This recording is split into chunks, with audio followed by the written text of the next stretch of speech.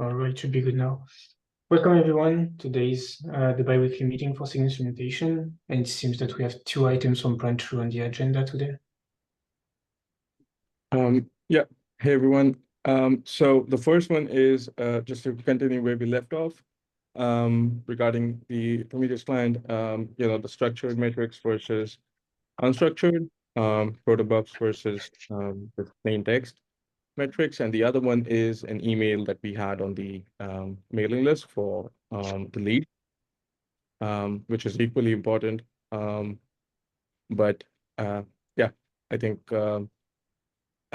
we can pick up anything if there's one more important than the other, because I'm not sure if we'll have time left, but um, yeah. So Maybe we could to start by just second item because this one should be fairly quick, I think, yeah to go through.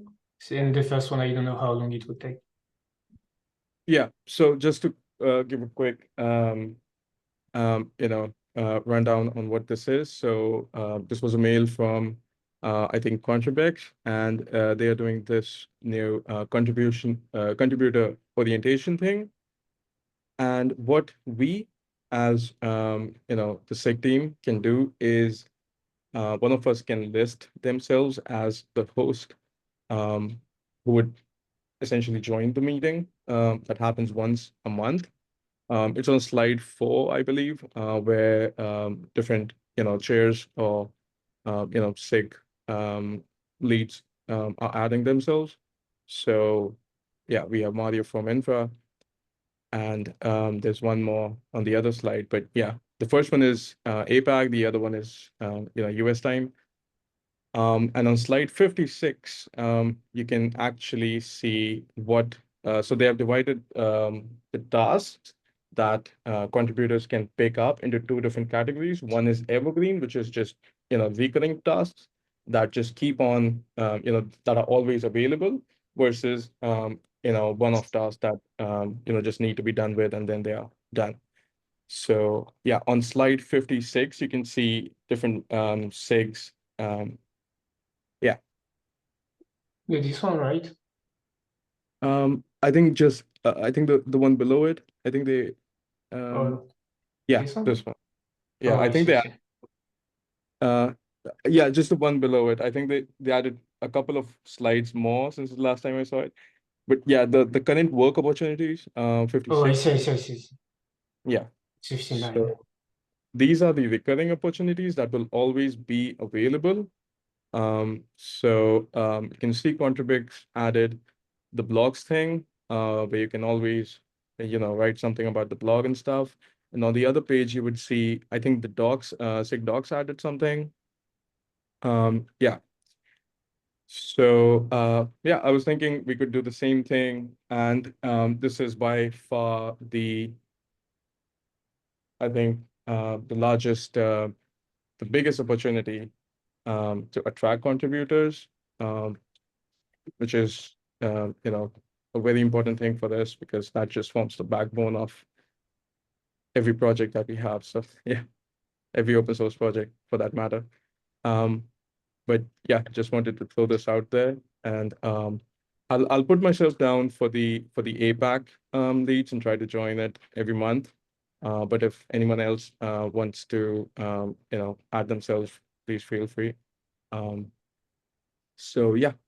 That's essentially, yeah, you can see the two calendars at the bottom. One is for APAC, one is for, US time. So whichever suits you, you can just add it to your calendar, and then you'd be set. So yeah, that's pretty much what the orientation thing that's going around is for. And the other thing is what we already talked about is the protobuf support and whether it blocks us for alpha. So there's about a month left for Cap Freeze. It's on 11th next month, I believe. Yeah, 11th October. So I was thinking if we could, conclude if, the protobuf support was a blocker, first thing for alpha graduation, for CRD matrix controller. And if we wanted to make the trade-off, if we do want to support protobuf in the first place or not. I don't know. cap freeze applies to us because we're not mainline. No, it shouldn't. Or like, Yeah, I don't think shouldn't it be does. bothered by that, I think.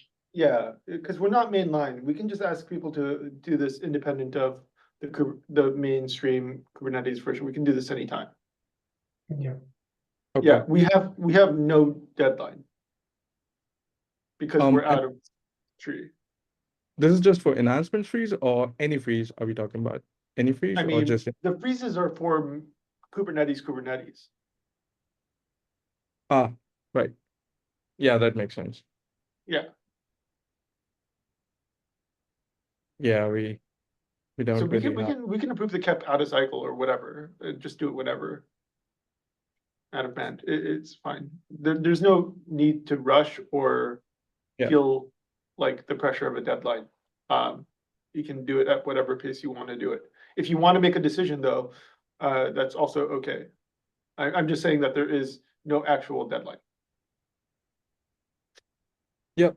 I think on the code part, everything that so I've mentioned some goals in README that I wanted to establish before alpha graduation. So from my perspective, I think the controller is pretty stable for alpha graduation. So but yeah, again, the cap is still out there, and there might be definitely some things that I may have missed. So yeah, but this is definitely a relief. I didn't think about this before, but yeah, we are not tied to any deadlines, so it's a good thing. We do still want to have our caps or these proposals in Yeah. the enhancements repo. Okay. Yeah, so the cap is up. I think I updated this a while We have ago. a pending comments. But yeah, the cap reflects everything that's on the repository, that's on the code side of things, and it's up to date. So yeah, I think my first my primary question would be protocol support that we aim for, and do we want that? And if we want that, do we consider that an alpha blocker? Probably not. No. But I would not I consider doubt that. the reasoning from last time was about really protobuf support. It was more like, Yeah, should we use the custom yeah, stuff that we hand Yeah, rolled, or exactly. should we just use the Prometheus metrics? I think the Prometheus stuff is just going to be cleaner and less prone to bugs. That is my intuition, and I feel like it's probably true because it has more mileage. Yeah, it's kind of true, but I think like one of the main concern is that the normal client, that like the one provided by Prometheus, might not be optimized enough for our use case. CRDs shouldn't have that much churn. It's not like Yeah, pods. churn won't be a problem. The problem will be in terms of memory, I think. That's the one that I'm the most afraid about, because we will essentially have to store metrics for all the objects in the cluster. And it's not like one metric per object. It's like for the pod, for example, we have like maybe 40 metrics for each object. So like in terms of memory, the cache will be super huge for like if we use the normal client. I mean, no, you're only watching CRDs that you're interested in getting metrics for. So your memory is going to be proportionate to your config. Oh yeah, for sure. For sure, So but it's not like going to if you're grow watching a lot, unbounded. And if you're, yeah, I mean, it's not going to grow unbounded. It's going to be proportionate to your config. And that's always true with CR Yeah. metrics.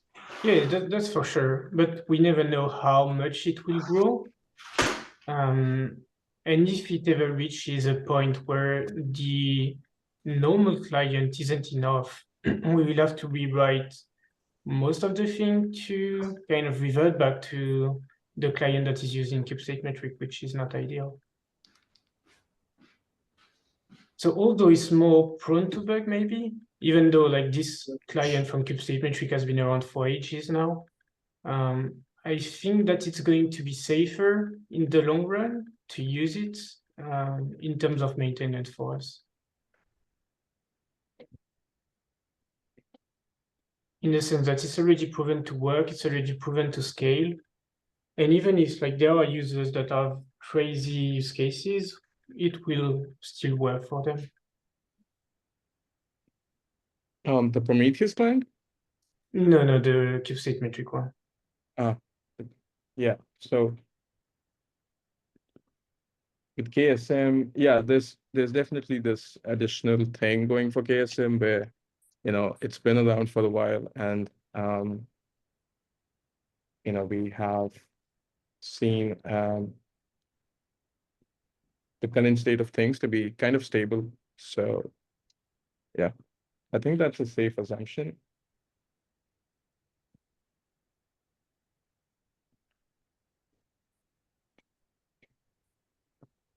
Like there have been some problem with it, but in the past 4 years that I've worked on the project, I think the only problem that I've seen was around supporting new types for the data, like for example, protobuf.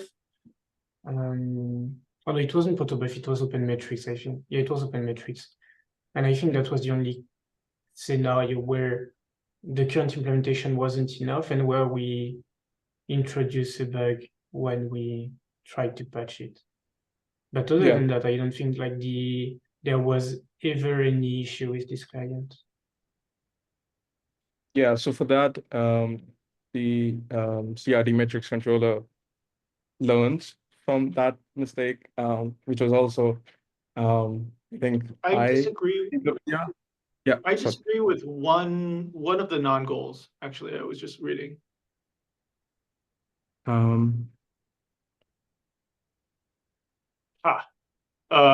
Offers any stability guarantees. So I do believe that there should be one class of metrics which do provide stability guarantees for CR metrics, and that is the metrics on the CRD object itself, because that is a known schema.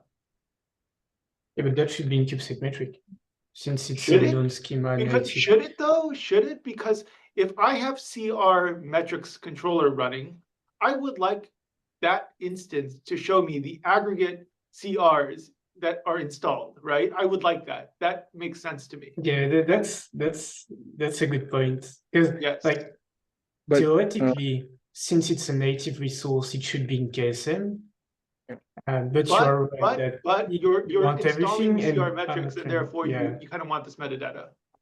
Yeah. But like if they are running CR metrics, they are very likely to run KSM because like without KSM, it's unrealistic to really debug anything in a cluster.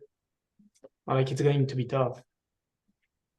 So I'm always assuming that they are running both, but maybe not.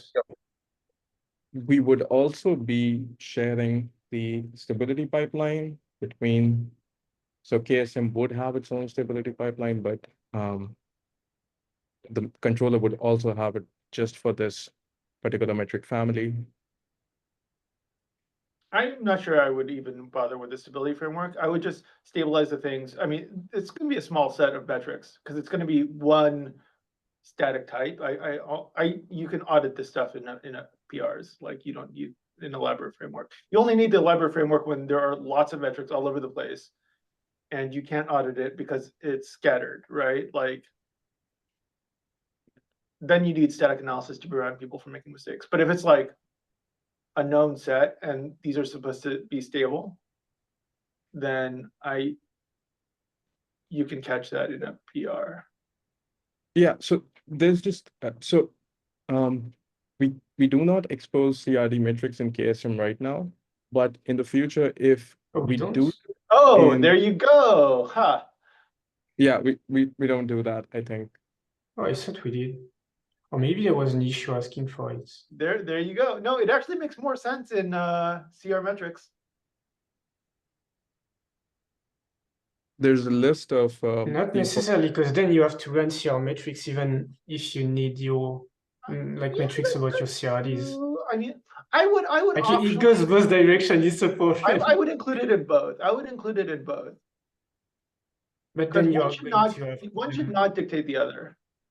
Oh no, you won't have problem of the duplication. So yeah, that should be fine.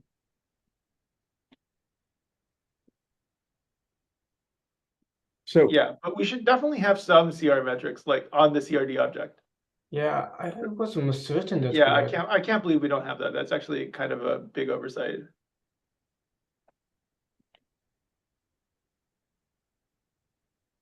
Yeah, So- that's kind of a big oversight.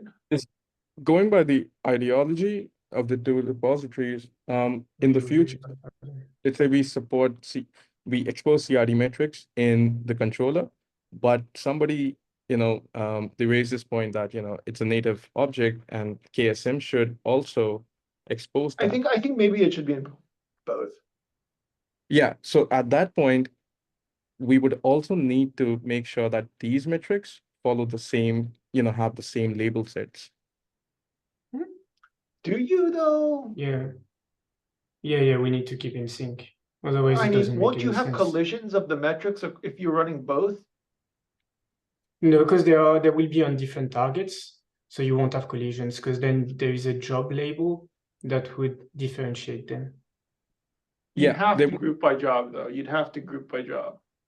Oh yeah. Otherwise, it would just get So, aggregated into the same I thing. think what we should do is like offer CRD metrics by default in KSM because like they are native types, and then Optionally enable it give in an CRD. option. Yeah, exactly. Yeah, I like that. I like that too. And we would make a package in KSM so that CRD metrics could import it. So that like we have no problem of divergence or anything. We would just like grab whatever KSM is doing. So there would be a dependency on KSM, but I don't think that's a big issue. Because anyway, like we wanted to reuse some of the code from the clients, like the metrics client. So there's so KSM as a library has no official support for any APIs. So implicitly, folks, it's this is something the controller it's in the README. Let me just share it, but in the CRD metrics controller README, you would there's this note section where I've mentioned that this shouldn't be used as a library, the controller itself, which is the same thing that we wanted to do for KSM because we have had some issues with Datadog in the past where they used KSM as a library and we don't really have any official support for it. So would it be safe in the long term to depend on KSM, make the controller depend on KSM because we would still, we don't plan on any official support for the APIs that are exposed? yeah, that's true. And also that means that if you want to release KSM, like, and then CRD metrics, like you would have to do it like kind of in sync so that if there was changing to the CR metrics, you would need to grab them in like the other repo. Because otherwise there would be different metrics created. Yeah. Maybe you could add a submodule, I don't know what would be the best in that case. But yeah, like we need to find a way to solve that problem for CR metrics or like CRD related metrics. But that can be done like not in alpha, but later because we don't have any metrics at the moment for them. So like it will be an improvement no matter what. Remind me why we're splitting this off into a separate binary? Because they're completely dynamic, you're going to have like pretty expressive way of selecting like field paths. So we're going to have cell expression Great. evaluations. And yeah, cube state metrics is for native types, and these are usually well known in advance. and much less configurable, right? Like we basically bolted on a second config into KSM to support CRDs. It is two, we just jammed it into one. It's cleaner this way.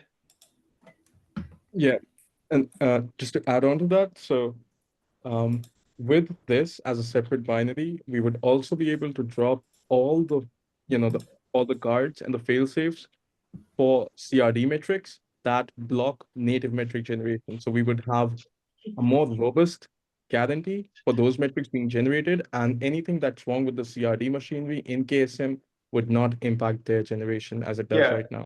Because the CRD stuff is very alpha and it impacts the quality of KSM, which shouldn't be alpha because everybody uses it. I mean, should it just be a separate endpoint? I mean, no, it's intertangled in everything. Yeah, to give you an idea, we were discussing a bug recently with Pancho, and the problem that users are having at the moment is that if they use sharding and a new CRD is added to the config and we detect it, we would cancel the context for the entirety of KSM, even though it's related to CR metrics. We cancel the context for everything to kind of restart and reconfigure KSM. And because they are not separated, we kind of block anything from happening, even though like we only want to touch CR metrics. And there is some design flaw in there, but like the problem is that CR metrics can impact KSM, and that's an issue that we want to resolve by separating both. I mean, they're fundamentally different. Like one of them is more well-known structures and the other is not well-known. They're completely dynamic, right? And so the way that you're doing discovery for them is a little bit different. You definitely don't have stability guarantees except on the CRD object itself. And the code quality is definitely alpha right now for CRD metrics. Yeah. I mean, I agree with all that. I think you could still make a case for just having a separate, like you could keep code paths separate. You could keep the metrics endpoint separate so that, if we mess up with descriptions or something, that it like doesn't impact the main endpoint.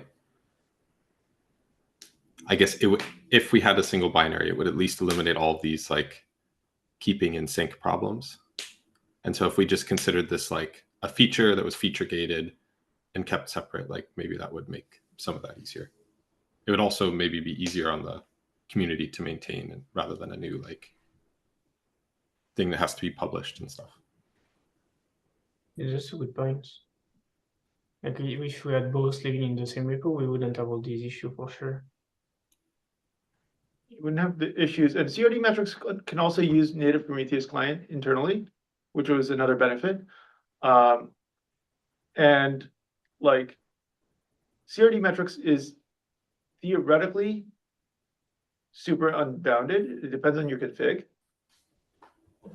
And you might not, like, you're either going to like manually shard KSM to have CRD metrics anyway, or like, do you know what I'm saying? Because KSM already uses a ton of memory, right? So like, so it's you're going to make a CRD metrics from KSM, like manually, if you have a lot of CRDs,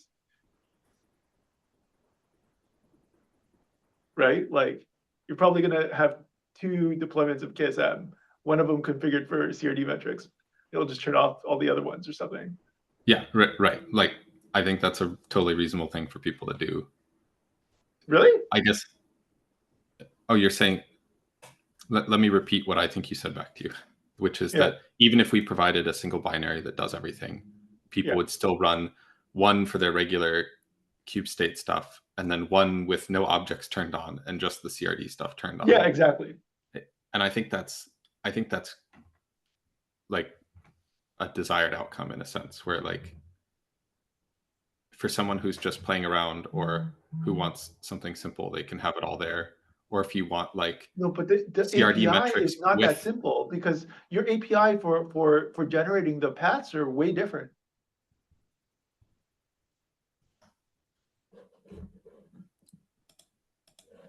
Okay, I think I've offered my feedback. I don't have enough context to like